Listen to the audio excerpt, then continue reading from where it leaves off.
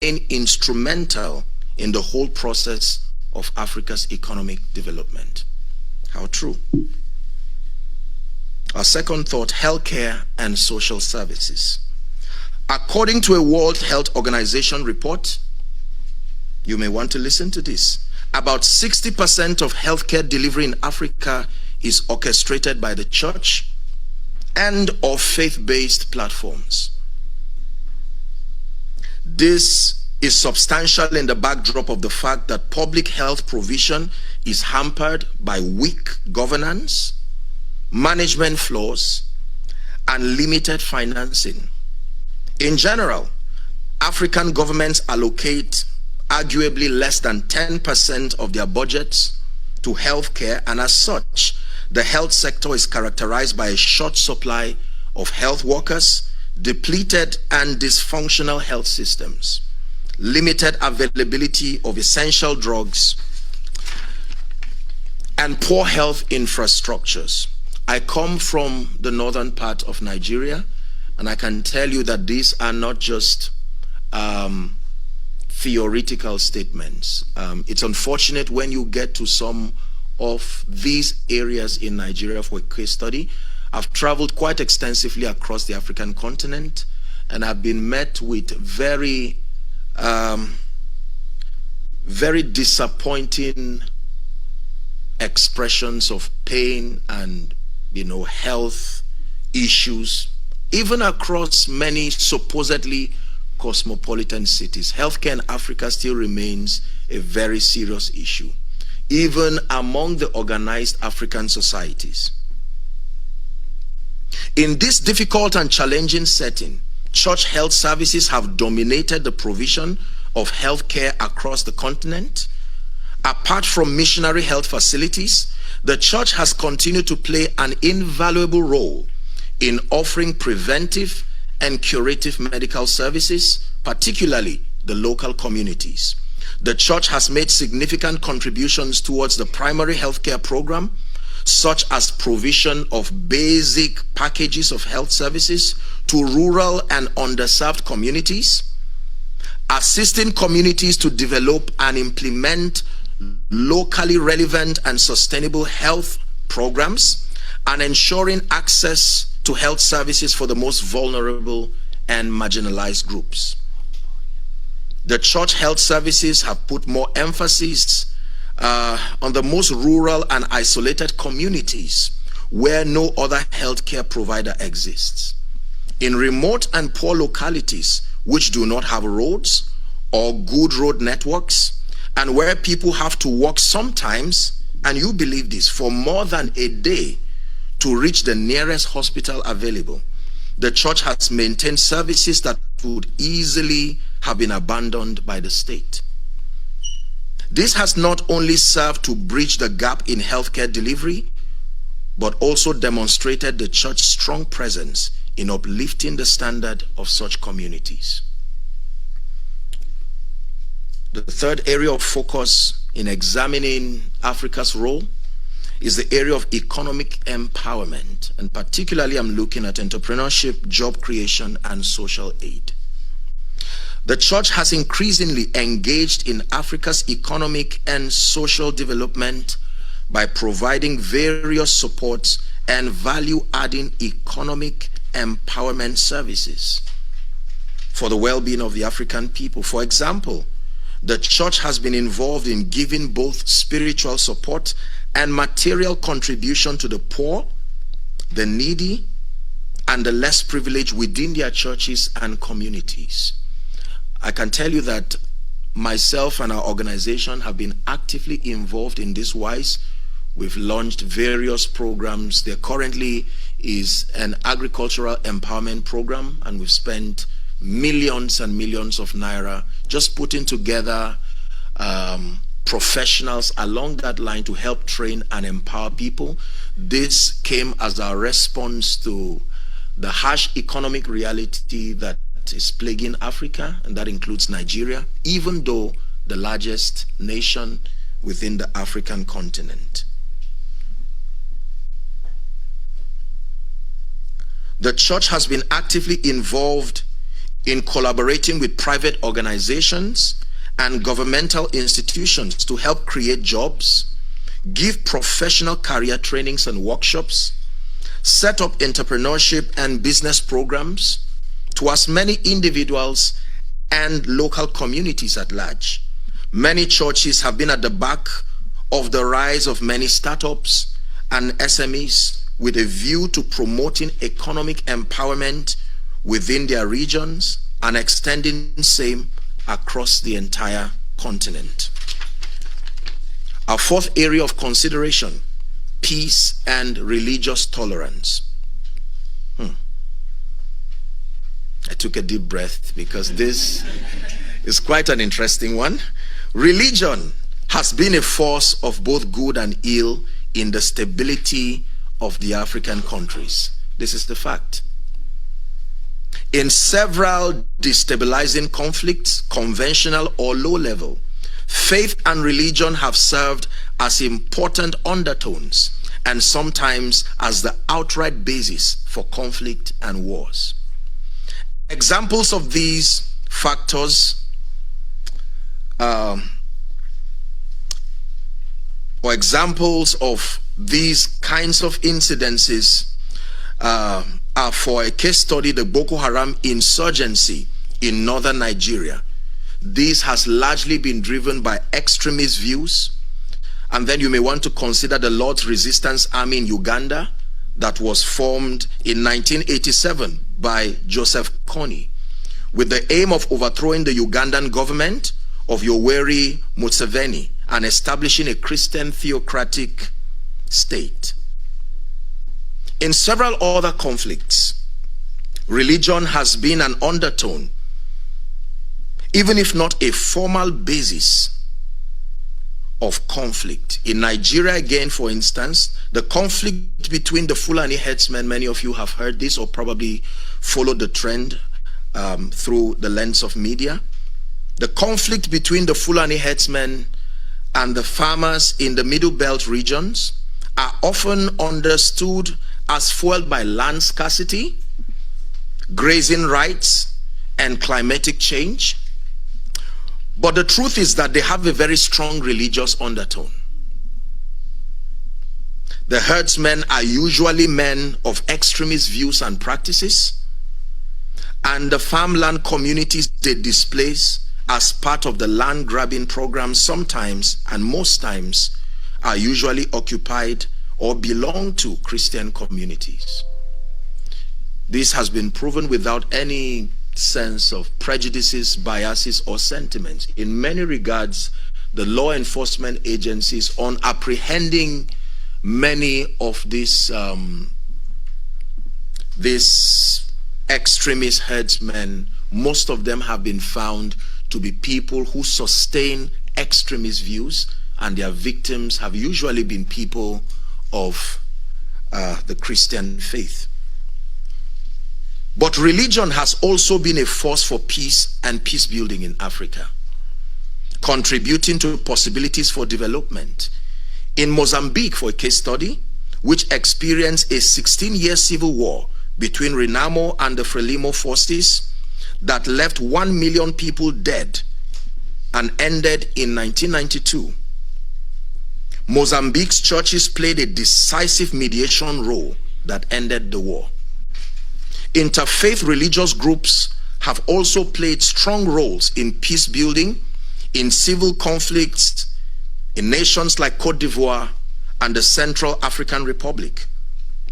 The church and many other religious bodies have played significant roles in the release and the freedom of many victims of kidnap and abductions, as we have in many parts of Nigeria, including the Middle Belt and so on and so forth. In fact, extending to all the African nations. I remember one time I returned from a meeting and I was met with a very serious distress call. And on responding, I was told that the abductors had taken some people that were affiliated to me. It was a group of people who had returned from a program, and all of them were abducted, and they were given 24 hours to present 50 million naira, else every one of them would be slaughtered. And because they were closely related to me, we mobilized, to inform the law enforcement agents, but clearly there seemed to be only so much they could do. And sadly, we had to get people, even of other faiths, to be able to talk perhaps with the abductors, if they could show kindness and mercy, and you would not believe the cruelty that came, cruel statements from those conversations. Sadly, one was shot on the foot. Usually, those levels of mayhem are unleashed to get you to see that they are serious. To cut the long story short, we ended up spending up to 20 million naira, even in the presence of law enforcement agents. Thankfully, they were all released.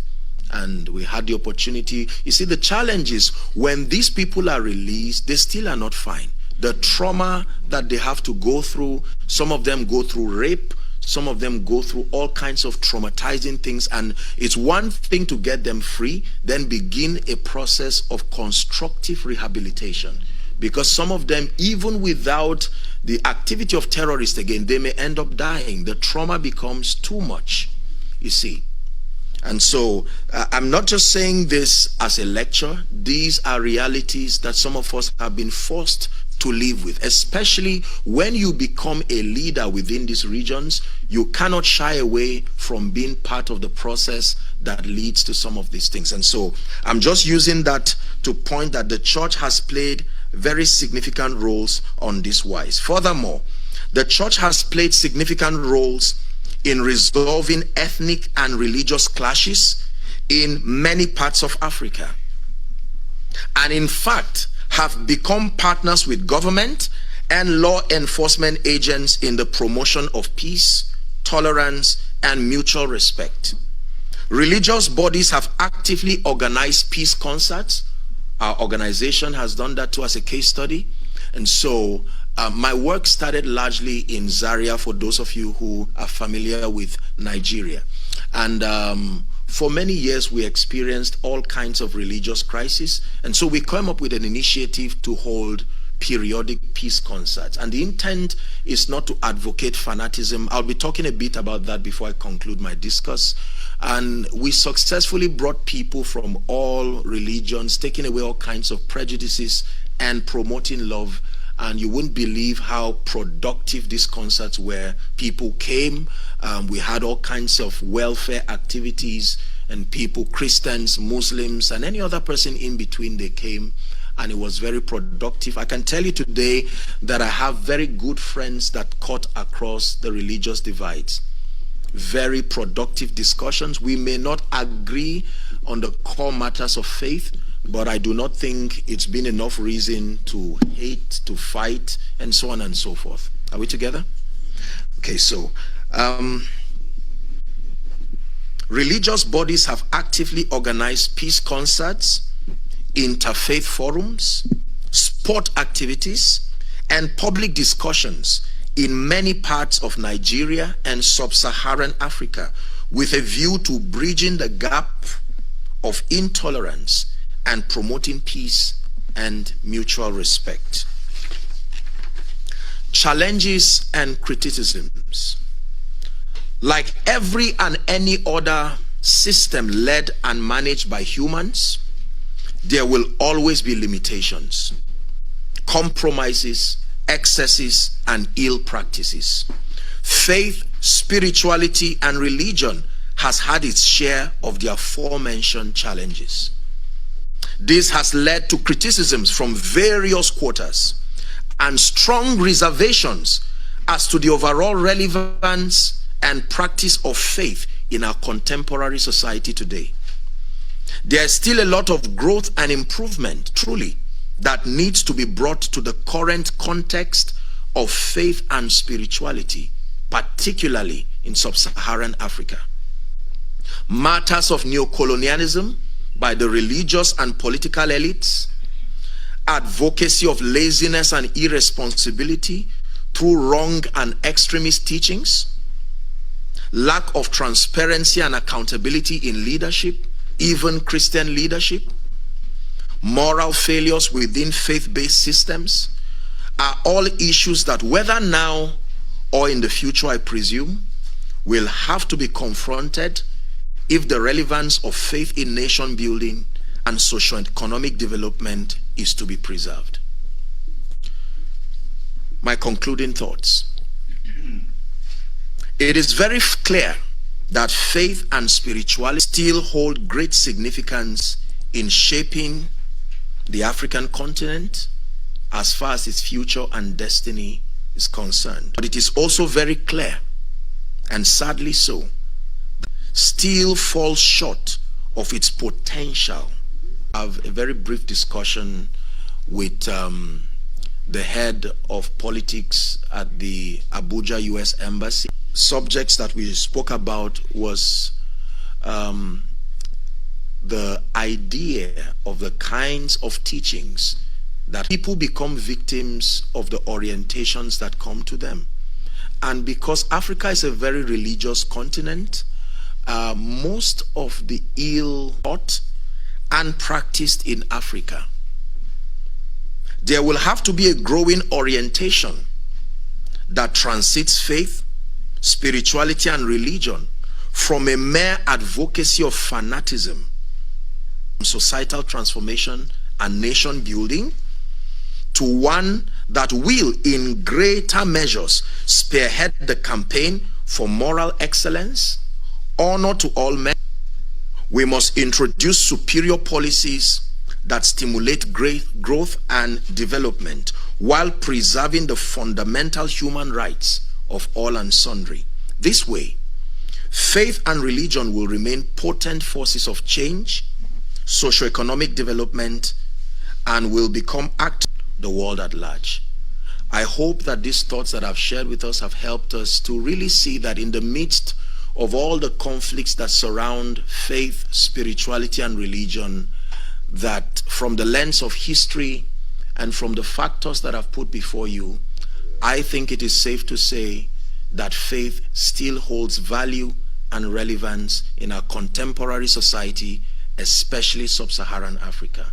Thank you very much for your attention. God bless you.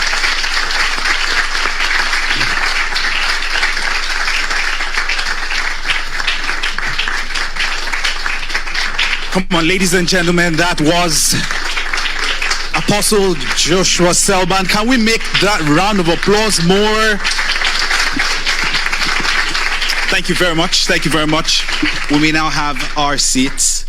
Okay, so I know that we're going to have a lot of questions to ask. So can we just put your thoughts together? Make it very brief. If I tap my microphone, it means that your question is getting too long. All right, so put that together and think it through, so we can give enough people the opportunity to speak. Ladies and gentlemen, Apostle Selman has walked us through the interconnectedness of man and the relationships and linkages that man has shown over the period. He also exposed us to the history of religion, history of faith in Africa. Some things I had never heard, even though I'm a development student. And then he went on to look at Christianity, faith, and religion, and picked on 3 poignant points where it has actually, where they have played significant roles. Education, which we all know, health and social services, economic empowerment, and peace and religious, peace and religious tolerance. Interestingly, he also looked at the criticisms. So we've not probably done it fully well. And then has encouraged each and every one of us to begin to make the right changes. Ladies and gentlemen, one more time, please put your hands for Apostle Joshua Selman.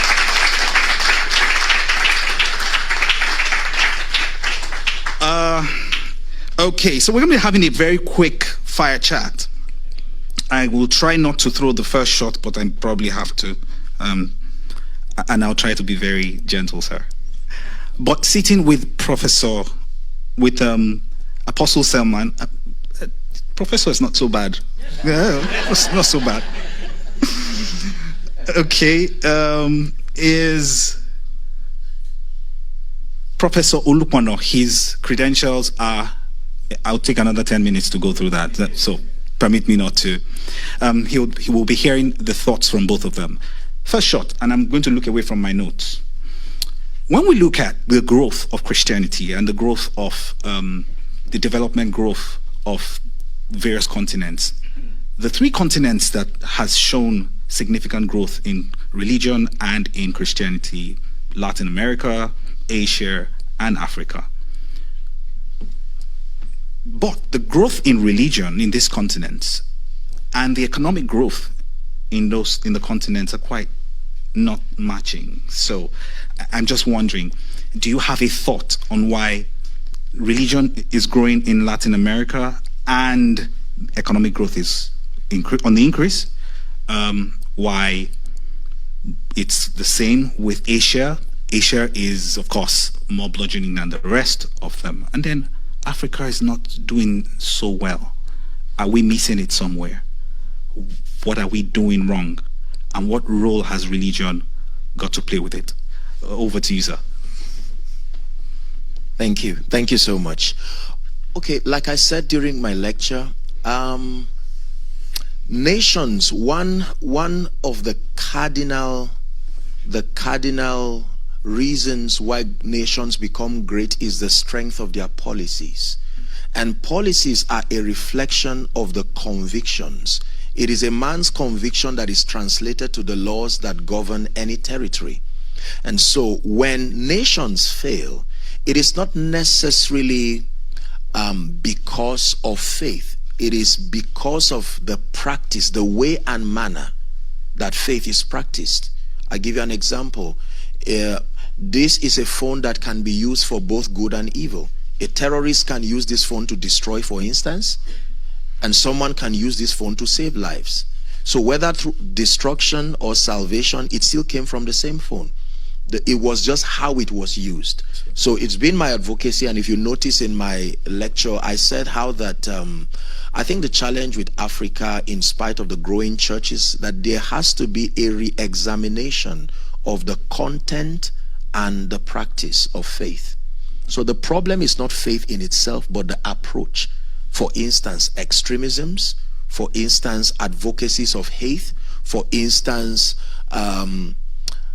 wrong teachings, even from the Bible, that have made irresponsible people to become, responsible people to become irresponsible. When you teach on things like grace and favor and so on and so forth, if not balanced, will put an individual to leave everything about the making of his destiny to the hands of God while not taking responsibility. So I think that those who spearhead the faith-based platforms, of course, in addition to the leadership that is largely in Africa. So it's a leadership problem at any level, whether spiritual leadership, economic leadership, political leadership. In one word, the reason for the stuntedness, in spite of spirituality, is leadership. Thank you. Thank you very much. Professor Lukman, can we have your take too? Yeah, thank you very much, and thanks for inviting me to this forum. I just told Ruth that she's leading a revolution on campus here. She may not know it, but I think we're aware of it. It's a pity that the Dean of Divinity School, Professor Mala Frederick, is not around. He's a professor of Pentecostalism. I would have loved for her to be here, because I know that very soon the Divinity School will have the opportunity to hire a professor in global Christianity, which simply means Christianity in the South. And this is exactly what we're talking about. Let me thank you for this very powerful speech. The last time we had a Nigerian to give such a lecture here was the Sultan of Sokoto, who gave what they call the Jodidi lecture at the Weatherhead Center. We will surely bring you back. That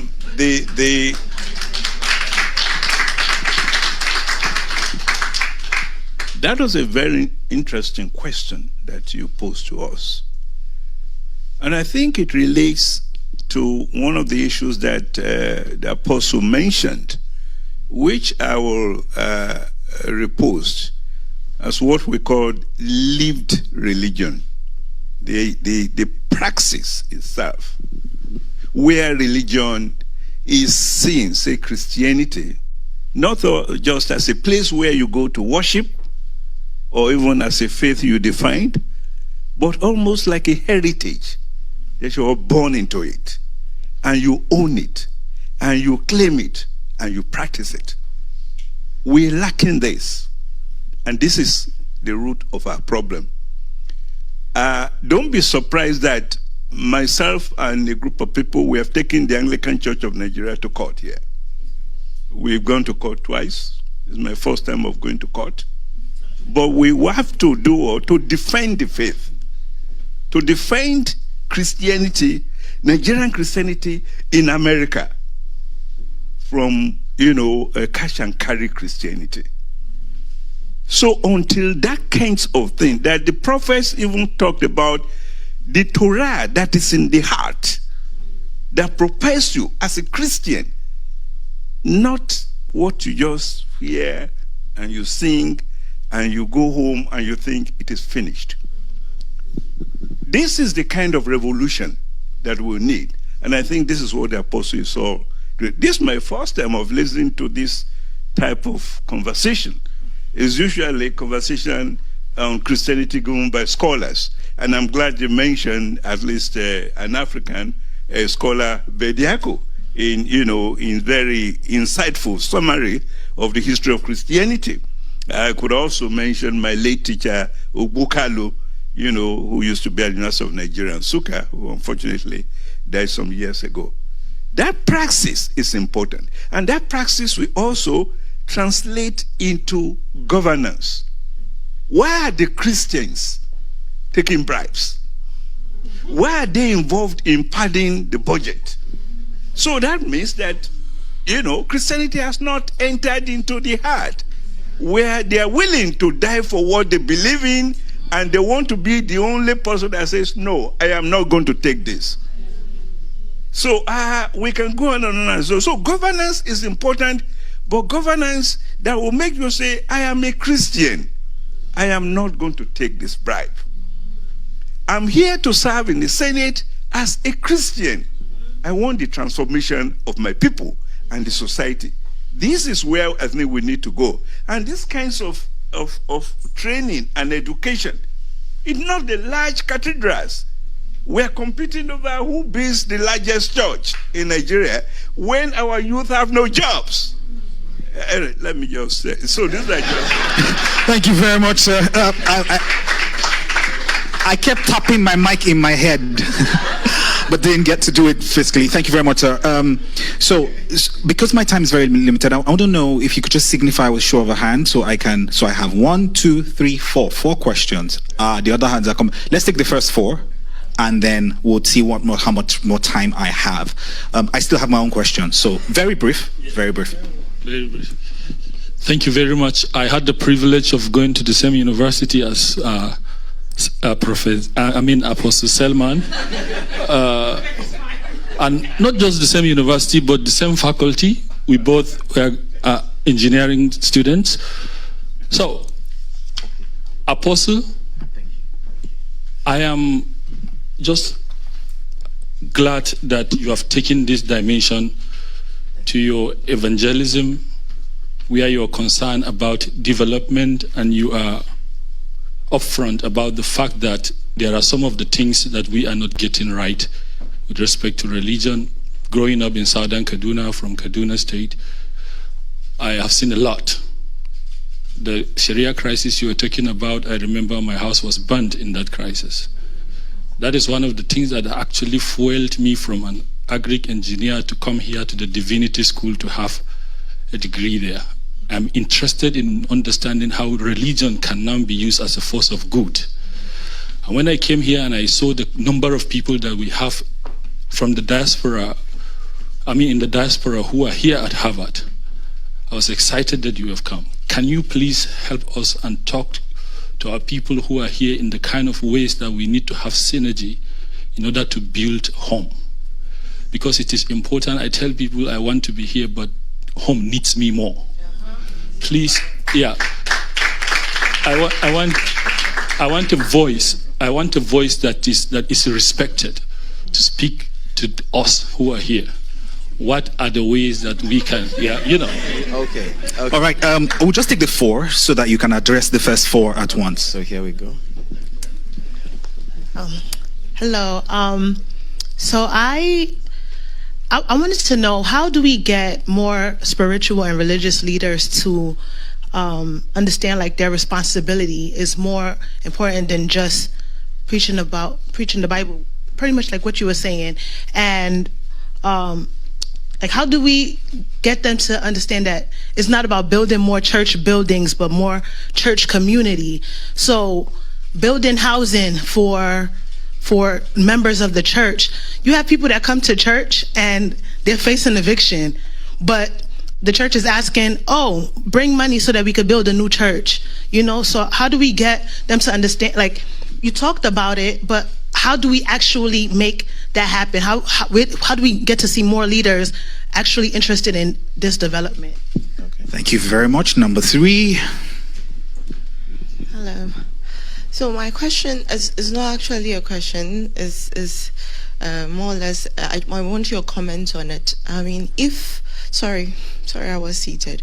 I mean, if religion is based on love and love for God, and Jesus has shown us the biggest love of all. He died for our sins, and that is the biggest sacrifice that anybody could show love through. Why is it difficult for we as Africans to see ourselves or to show love to each other? Why is it difficult that our politicians, if they claim they are Christians, they are those who give massively to the church? If you go on record, they are the ones who give sure of real, but they think it's all right to sell the resources of Africa for pennies over $1 to countries who in the Bible there were, the people of Israel were always fighting. There were always conflicts on land and whatever. So meaning that it's actually biblical that every country wants to gain something. So we as Africans, if we are not protecting ourselves from what, if we are not protecting ourselves, it's actually biblical to fight for land, for resources, for their people. Do you understand? So if they giving you bribe is what will make you sell, they will do it. But we as African leaders, why are we deciding to sell our resources for people who just also want to who want something better for their own people? It's if we think love is what we stand for as Christian, we call ourselves Christian. I'm so sorry. My name is Tasha. I'm a doctor from Ghana, and I'm doing my master's here in global health. And I'm so passionate about Africa. So forgive me, I'm shaking right now because these are issues. Thank you. And we'll take the last question before we hand the microphone over to... Thank you so much for this opportunity. So my question is just straightforward. You mentioned some scholars during your lecture that talk about Christianity in Africa, and it's not about colonization and all that stuff. Do you mind just repeating those names? Because I got one down, but I missed some, because I would like to follow up on that. Thank you. Thank you very much. Apostle, over to you, sir. Thank you. So let me start with the last person. I left about 2 or 3 copies of my lecture notes behind, so you can have, yes. So that solves that. But then I think I'm really touched by. I'll try to just weave the 3 questions together because they're all interconnected. First, for you, may I request that if you can have access to our platform, please listen to my message, my teaching, my talk how nations are built. This was an Independence Day discussion in Nigeria, and that came by studying America. I took a study on America to know why America is America, and I came up with about 5 to 6 factors. Number one being the strength and the quality of the policies. Every nation is as powerful as the policies they build and allow to find expression. And policies don't fall from heaven, if for want of word. Policies are a reflection of the understanding, the orientation, and the conviction of a people. What you believe in is what is translated into law and governs your environment. And so for the gentleman asking the question, I think the first key to creating any change is to become the example of what you want to advocate. It is stronger when you are the transformed person, so you allow people to look at your life. Your life becomes a vista. It becomes the clearest portrait of what you are selling. And so most times I see your being here, and for all of you who are of the African descent, I salute your love and labor and in all that you are doing here, because this for me is a representation of your commitment to making Africa better. Talking about it, whining and complaining like many do, unfortunately, will not get the job done. Yeah, so you are taking it a step further and investing in knowledge, learning, relating with. And so the kind of, I don't know how many presidents have come out from here, and so you're dealing now with minds where the limitations of culture, the limitations that have come as a result of biases, mediocrity, and all kinds of sentiments have been taken away largely, I assume. So in learning, you are able to interact with global perspectives. Now, from that standpoint, you will clearly see the flaws that have come upon the African continent. Then from your transformation, you come up with programs. The change cannot happen until your approach is systematized. You see that? You systematize your approach by building programs that reflect your approach. And I will tell you something about transformation. Transformation is one person at a time. Most people do not understand the power of one. 1 million is 1 plus 1, help me, plus 1 plus 1. Every one you take out of 1 million stops it from being 1 million. Did you get that? So if you say 1 is so insignificant, reduce 1 from 1 million, it can never be called 1 million again. What makes 1 million 1 million is the strength of many ones.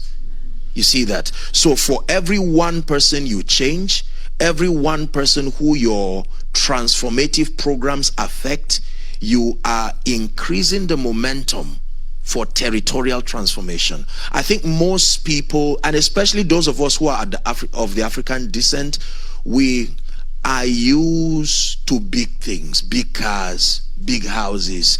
So we do not respect the power of small, constructive, effective progress. If your house is small, something is wrong with you. Your car is small, something is wrong with you. And so if you have a chance to transform people like the minds in this room now, you would prefer to make noise around a stadium than to constructively distill your knowledge to people who can create something that is potent. So for you, sir, my advice would be to continue what you are doing. You have to gain the advantage of relating with global minds, and this is what this platform provides. And so from the lens of those minds, you can come up with programs and probably tailor make it to suit the African continent. There are so many things we do. I'll give you an example. I hope I'm not wasting your time, am I? So I decided to come up with a program, my hometown back in northern Nigeria, because of the ancient history of traditional practices, the worship of the dead, and so on and so forth. In fact, some of those people have children who are purported to be the ones who become extensions of all these idol things. And so because of that, they are not allowed to participate in secular education, and several other things. And I decided to come up with an approach to deal with this. First, because I am one person who believes in the power of faith and spirituality. So our approach was prayers. You see that now? This is my approach. But then we did not stop there. We went ahead to begin to, right now we're doing, I don't know number what now, but the project was to build a number of boreholes and transformative projects. And once people begin to see you translate spirituality to a context they can relate with, now they are ready to listen. Even if they won't believe, they will respect the fact that there are fruits to your advocacy. It's not blind fanaticism. We began to lead a campaign of scholarships from the elementary stages to the advanced stages, now to college. We've invested massively in all kinds of things, widows, orphans, very serious transformative projects. And then I had a meeting with all the traditional rulers, all of them, and decided to challenge them that it's time to begin to advocate a new order of things, that they must begin to probe into some of these practices they inherited. We must begin to use facts and figures to find out, has this worked in the last 100 years? And if not, can we begin to at least be flexible enough to reconsider other superior options? And in the presence of a few things that you may have done, it now gives them the motivation to say, look, if this man has done this far, and this has come as a result of the fruit of your orientation, let's give it a try. And I can tell you, it's remarkable what is going around my place right now. We've invested so much in the prison, say in Zaria, northern Nigeria. I have a very strong relationship with the people. We've provided all kinds of things, generators, food, every time during Salah, during Christmas. In our social responsibility, we never bring prejudices of religion. Never. And so you would find me with the Muslim leaders and all kinds of people. I greet them, I joke with them, I pray with them. In fact, one of my closest friends in northern Nigeria is a Muslim. He has a school, he has a hospital, and during my birthday last year, he wanted to buy me a Quran, a Bible, and a Torah. But he didn't know how I'll feel about it. And I told him, I said, next time, go ahead. You're talking to a sensible person. Just because I'm a Christian didn't mean I threw away my reasoning. You just let me have those materials and I'll consult them as occasion serves. So I think that we have to contend for transformation. Many people who see the need for change are not transformed enough to respond to that change. Did you get what I said? That answers the other question, my dear. And so if we are to create a debate, say, on social media, you'll be amazed at the number of unintelligent people who will be interested in responding. But it ends up as noise coming from different angles. The reason is because everything depends on transformation. You cannot change a system you are currently a victim of. You have to come out of that system mentally. You see that? Then you will now be able to create programs that gradually, it won't happen overnight, I can tell you, gradually begins to influence the system. For those of you who are particular about the spread of Christianity, my apologies for just stretching a bit. I just wanted to bring perspective to what you were saying. Jesus started with 12 disciples. Am I right on that? And then, you know, the Bible and Christian writings would tell us that then 120 people, look how small they were, but look how detailed he was in instilling his mindset and helping them understand the project. And he didn't fail. You see that now. So imagine that he tried to do that to the 5,000 he fed. He only fed them and let them go home. But when it had to do with building people who advocate his ideas, he took time. Even when he resurrected, he said, look, leave my resurrection, get together, I need to talk to you. And he spent 40 more days helping them. So I think that that is the idea that we must have. Everyone who participated in this lecture and this talk, you must believe that you're not just a number in the midst of many. Until you see yourself as an advocate that can bring change. Remember my example of 1,000,001? So you are one, but you are a significant one. Do you know why? Because you are one who is in an ongoing process of constructive transformation. This is what makes one person to be as strong as a nation. Nations were changed by many, but they were changed by one.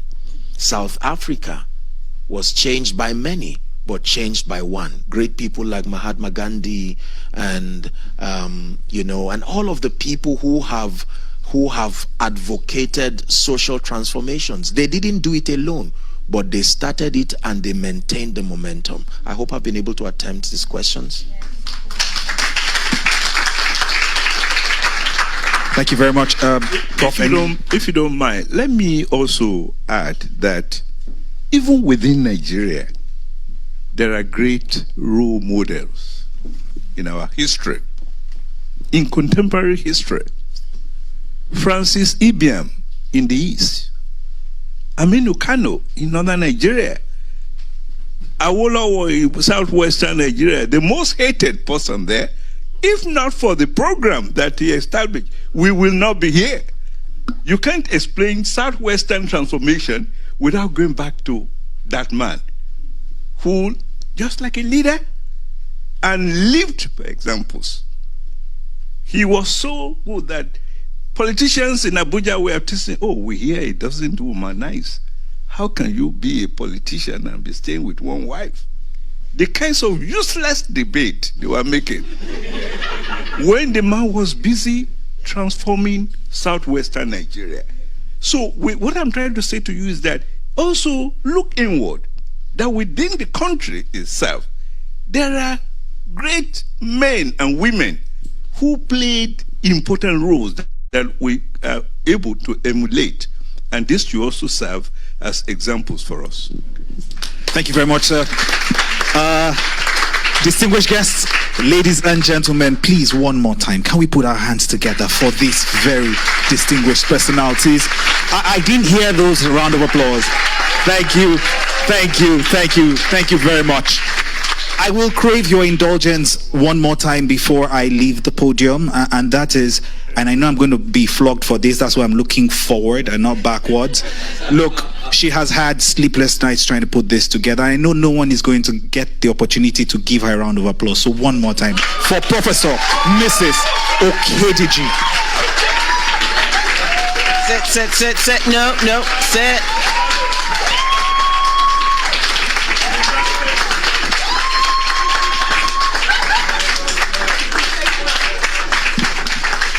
All right, everybody, let's sit. I want to say thank you, Apostle. So I was born in Zaria. Hello. My house is nil, but I got to claim it. I have to claim it. Professor Lupona, thank you. Thank you. The thing about Harvard is that it has a mantle for leadership. And as you know, there are many people flying in, driving in from all over the US and Canada to come hear Apostle Selman. We wanted this event to be focused on Harvard, on students, on people who are connected to an institution that has a mantle and a legacy. And so know that you are here by appointment and by assignment. And know that because that is the reality, you have a responsibility to your generation, to your community. It is not enough to hear, we must be doers.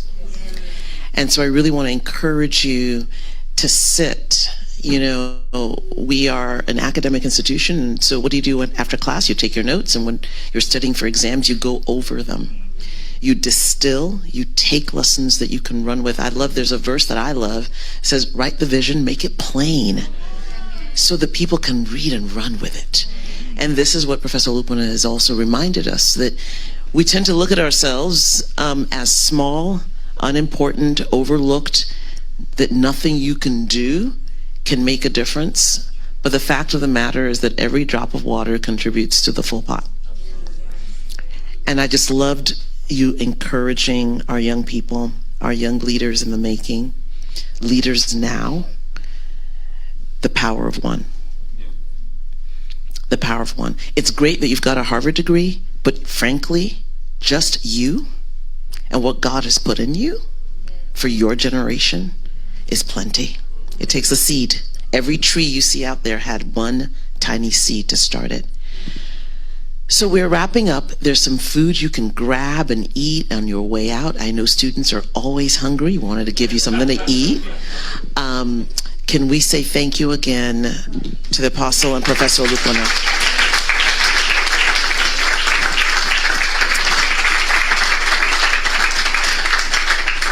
One last thing that I want to say to all of you.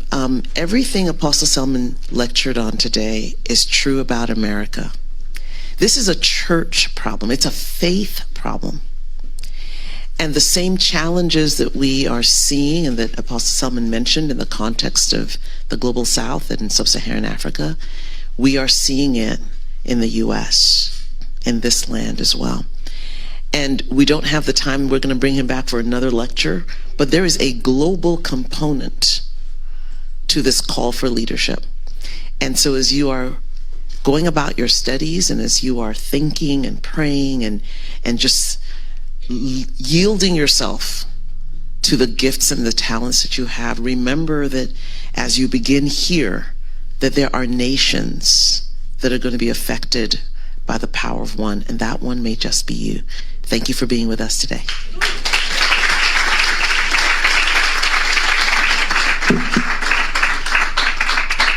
All right, eat, go to the back, grab food and run.